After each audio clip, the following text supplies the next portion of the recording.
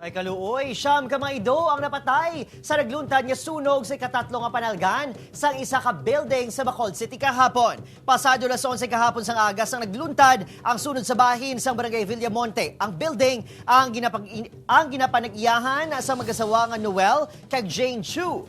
Siyam sa 11 ka mga hinubtanan nga Shih Tzu sang pamilya ang napatay sa sunog.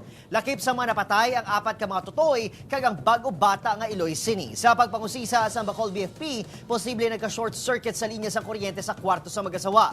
Magluwas sa mga napatay ido, wala naman sang iban nga nahalitan sa mga sunog. Partially damaged ang ikatatlo nga panalgan. Ginabanta, naglabot sa 1,000 pesos ang halit nga ginbilin sang sunog.